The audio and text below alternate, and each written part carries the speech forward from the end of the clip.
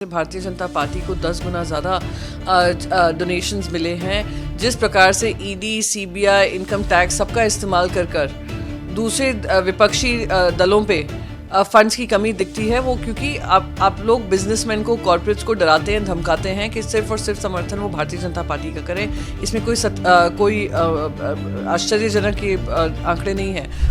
नहीं, ये इम्पोर्टेंट है क्योंकि जिस तरीके से तेल का दाम बढ़ रहे हैं और उसके किसी तरीके से जनता को कुशन करना ज़रूरी है।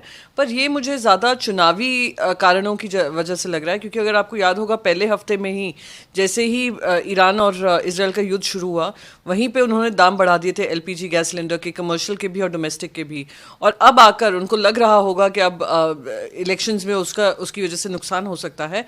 इस वजह से भारतीय जनता पार्टी ने ये निर्णय लिया है। बस यही अपेक्षा है कि एक तो ये युद्ध जल्द से जल्द खत्म हो, पर अगर नहीं खत्म होता और ये 29 तारीख तक इलेक्शन के बाद ऐसा ना हो कि हम पे और दुगने चार्जेस लगा दिए जाएं। पर अगर वो क्वेश्चन कर रहे हैं, ये सरकार की जिम्मेदारी बनती है कि जब महंगाई की इस तरीके की मार लगी हो दुनिया भर में, तो जनता को कम से कम उसका भार हैंडल करना पड़े।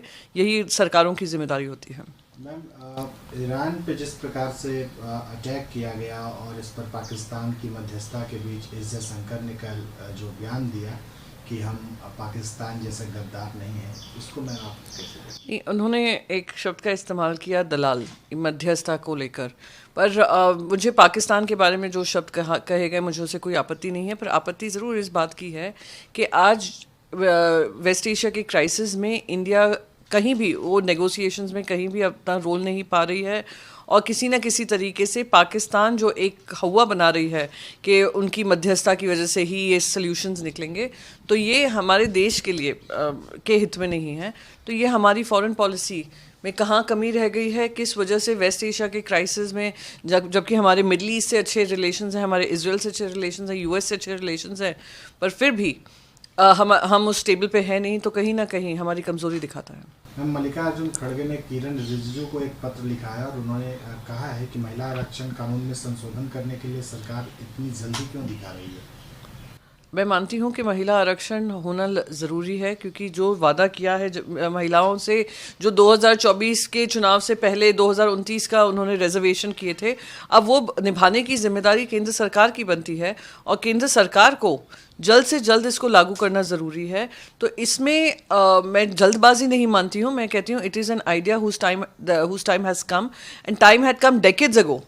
अब वो रियलिटी में तब्दील होने जा रहा है, तो हमें सबको ही उसका स्वागत करना चाहिए। मैम, एडीआर की रिपोर्ट के अनुसार वित्त वर्ष 24-25 में भारतीय जनता पार्टी को सबसे ज़्यादा अधिक चंदा मिला है, बाकी पार्टियों के तुलना में 10 गुना।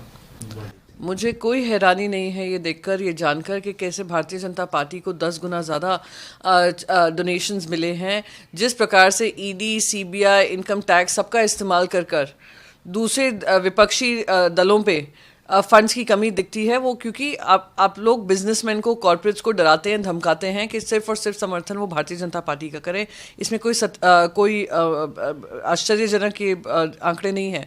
पर आश्चर्य ज़रूर इस बात का है कि इलेक्शन कमीशन ऑफ इंडिया, जिनकी जिम्मेदारी बनती है कि देखें कि everyone has a level playing field, और वो लेवल प्लेइंग फील्ड नहीं रह गई है। एक तरफ भारतीय जनता पार्टी के पास ढेर भर पैसा है, और दूसरी विपक्षी पार्टियां जो हैं वो स्ट्रगल कर रही हैं, और आज इलेक्शन लड़ना ही इतना एक्सपेंसिव अफेयर बन चुका है, पर इलेक्शन कमीशन इस पर कोई कार्रवाई नहीं कर रही है। तो मैं उम्मीद करती हूँ कि इलेक्शन कमीशन खुद इस रिपोर्ट का संज्ञान लेगी, और जो इतने बड़ा डिफरेंस है उससे समझेगी कि लेवल प्लेइंग फील्ड रही नहीं गया है, कि अगर सत्ता पक्ष ही पास सारा चंदा भी है, पावर भी है, टूल किट भी है, तो किस तरीके से प्रजातंत्र का ध्यान रख रहे हैं, किस तरीके से इलेक्टोरल डेमोक्रेसी सही मायने में काम पे लगी हुई है। मैम, बंगाल चुनाव में बीजेपी ने जो आरजी कर कॉलेज में विक्टिम थी, उसके माता जी को टिकट दिया है। मैं उनको टिकट उनकी काबिलियत पे दिया या इस इशू को लेकर दिया, ये ज़रूर सवाल उठता है। और एक परिवार में जहाँ पे इस तरीके की उनकी बेटी की मौत हुई है और उस पर खूब सारी कंट्रोवर्सी भी हुई है, उनको इस्तेमाल कर भारतीय जनता पार्टी सोच रही है उनको कोई राजनीतिक फ़ायदा होगा, तो ये अनफॉर्चुनेट है। आई कैन ओनली विश, जो उनकी मदर हैं, जो विक्टिम की मदर हैं, I can wish all the best, पर कहीं ना कहीं उनको भी ध्यान देना होगा कि उनका इस्तेमाल ना किया जा रहा हो, उनकी बेटी की कहानी का इस्तेमाल नहीं किया जा रहा हो राजनीतिक फ़ायदे के लिए। एक आखिरी सवाल में, पीएम ने आज सारे राज्यों के मुख्यमंत्रियों की एक बैठक बुलाई है वेस्ट एशिया क्राइसिस पे। नहीं, मैं उसका स्वागत करती हूँ, क्योंकि आज पूरे ही देश भर में इसका विरोध हो रहा है और हम देख रहे हैं किस तरीके से एक शॉर्टेज हो रही है। हमारी जो एनर्जी सिक्योरिटी नीड्स हैं, जो बहुत सारा मिडल ईस्ट नेशंस पे निर्भर हैं, आज कहीं उस वजह से लोग लंबी कतारों में खड़े हुए हैं, एक अनप्रिपेयर्डनेस सा दिख रहा है। तो अब आने वाले समय में अगर ये युद्ध ख़त्म नहीं होता है तो चैलेंजेस और बढ़ने वाले हैं, तो उसमें सभी को साथ मिलकर काम करना होगा और इंश्योर करना होगा कि कम से कम भार जनता को पड़े। पर ये ये ज़रूर कहूँगी स्वागत करते करते कि बहुत देरी कर ये सारी काम कर रहे हैं। ये सारी चीज़ें पहले हफ्ते में ही स्पष्ट हो जानी चाहिए थी, मुख्यमंत्रियों को भी अवेयर कर देना चाहिए था क्या परिस्थिति है, क्या परिस्थितियाँ बन सकती हैं, कहाँ और किस तरीके के स्टॉक रिजर्व्स हैं। ये सब ना कर उस समय पे ये दिखा कर कि नहीं all is well, all is well, अब दिख रहा है all is not so well, तभी जाकर ये आउटरीच चल रहा है सभी के साथ। But I would still say कि एक टफ टाइम है और हम सभी को इंश्योर करना चाहिए कि एक साथ रहकर इस प्रॉब्लम को भी रिजॉल्व करके आगे बढ़ें।